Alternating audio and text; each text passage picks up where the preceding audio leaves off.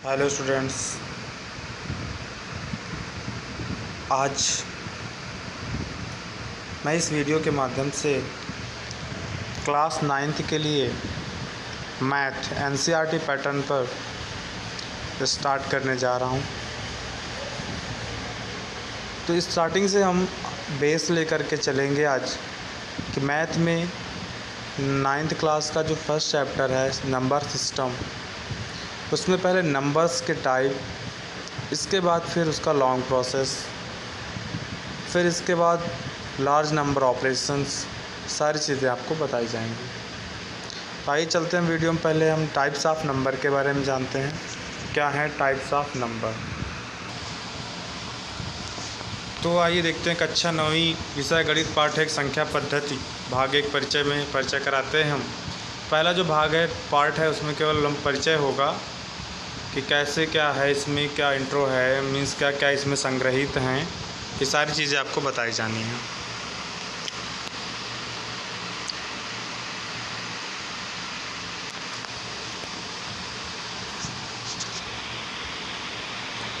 ये सारे सीरियल से पार्ट दिए हुए हैं, एक्सरसाइज दी हुई हैं 1.1, 1.2, 1.3, 1.4, 1.5, 1.6।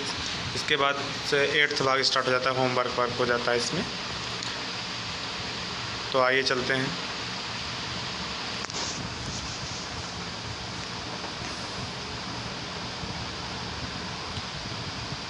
संख्या पद्धति नंबर सिस्टम। पहला है हमारा प्राकृतिक संख्याएं, जिसको हम कैपिटल N से डिनोट करते हैं।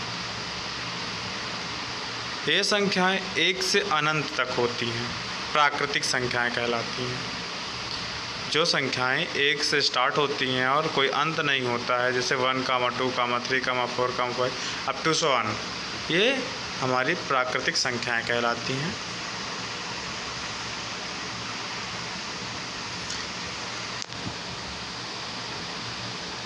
नेक्स्ट है पूर्ण संख्याएं, होल नंबर, जिनको हम W से डिनोट करते हैं। ये संख्याएं 0 से स्टार्ट होती हैं और लास्ट तक चली जाती हैं। मीन्स इसको हम एग्जाम्पल में लिख सकते हैं 0, 1, 2, 3, 4, टू सो ऑन। इस तरीके से ये 0 से स्टार्ट होती हैं। अब पूर्णांक में बात करते हैं तो पूर्णांक 2 प्रकार के होते हैं। पूर्णांक को वैसे हम Z से डिनोट करते हैं। पूर्णांक 2 प्रकार के होते हैं हमारे पास, धनात्मक पूर्णांक और ऋणात्मक पूर्णांक। आइए देखते हैं कैसे धनात्मक पूर्णांक होते हैं और ऋणात्मक पूर्णांक। वैसे तो सभी पूर्ण संख्याएं तथा ऋणात्मक संख्याएं 0 के साथ मिलकर पूर्णांक बनाती हैं।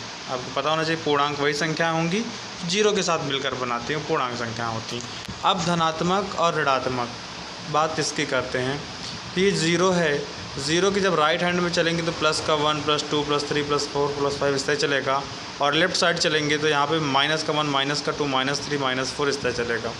तो जो माइनस वाली संख्याएं हो जाएंगी ऋणात्मक पूर्णांक हो जाएंगे, और धनात्मक वाली जो राइट हैंड वाली साइड में हो जाएंगी वो धनात्मक पूर्णांक हो जाएंगी। इस प्रकार से हम ये पूर्णांक की जानकारी प्राप्त करनी कि पूर्णांक है क्या। दोनों टाइप्स हमने आपको डिस्क्राइब कर दिए। ये राइट हैंड वाला जो हमारा धनात्मक पूर्णांक हो जाएगा, और ये जो लेफ्ट हैंड का है ये इधर ये ऋणात्मक पूर्णांक हो जाएगा।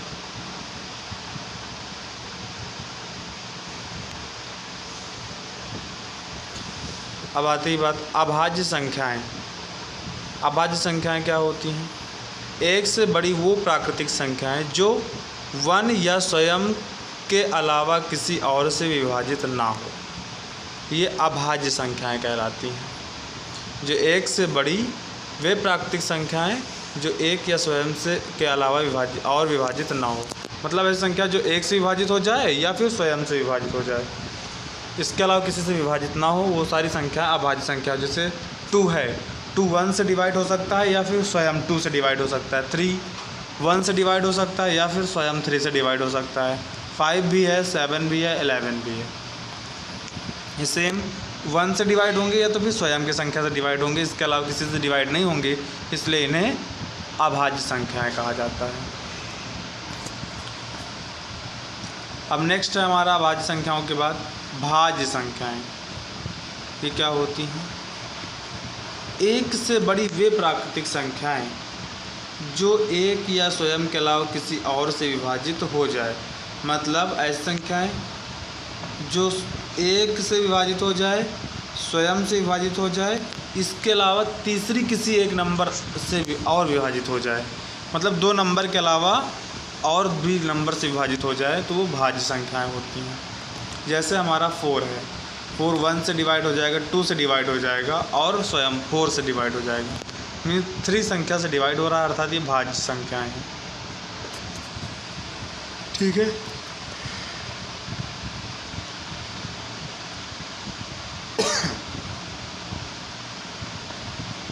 सिक्सटीन है जैसे आपका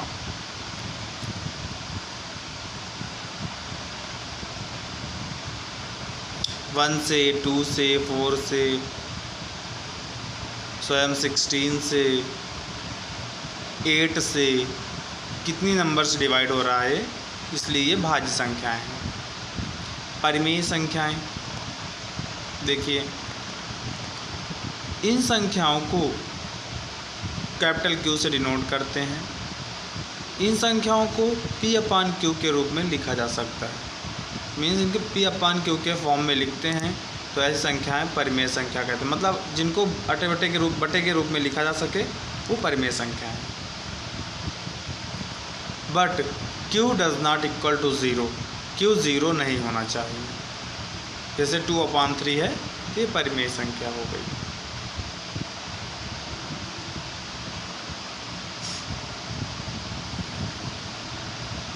वन 1/2 है, ये भी परिमेय संख्या हो गई। अब बात करते हैं अपरिमेय संख्याओं की। वे संख्या जिन्हें P/Q के रूप में नहीं लिखा जा सकता है, वे संख्या अपरिमेय संख्याएं कहलाती हैं। अब आपके मन में हो कि अपरिमेय संख्या P/Q के रूप में नहीं लिखा जा सकता, कौन सी संख्या है? तो बेटा सबसे पहले हमें नोटिस करना, जैसे पाई है, तो पाई की वैल्यू तो ऐसे हम 20/7 लिखते हैं, बट ये अपरिमेय है। क्यों? क्योंकि पाई जो है वो एग्जैक्टली उसका 22/7 नहीं होता। तो ये अपरिमेय संख्या हो गई। पाई की जो वैल्यू है ये रॉन्ग है, बट हम लोग इसको मानक के रूप में नियर अबाउट ले लेते हैं 22/7, बट इसका ये करेक्ट वैल्यू ये नहीं होती। जैसे √2 है, √3 है, तो इनको भी हम 1/2 के P/Q के फॉर्म में नहीं राइट कर सकते हैं, इसलिए अपरिमेय संख्या है। अब वास्तविक संख्याओं की बात करते हैं, रियल नंबर्स की। तो सभी संख्याओं का संग्रह वास्तविक संख्याएं कहलाती हैं। मीन्स वास्तविक संख्या वे संख्या हैं, वो चाहे प्राकृतिक संख्या हो, चाहे पूर्ण संख्या हो, चाहे अभाज्य संख्या हो, चाहे भाज्य संख्या हो, चाहे परिमेय संख्या हो, चाहे अपरिमेय हो, सभी संख्याएं क्या होती हैं? वास्तविक संख्याओं के नाम से हम इनको जानते हैं, वास्तविक संख्या कहते हैं। Okay, thank you for watching.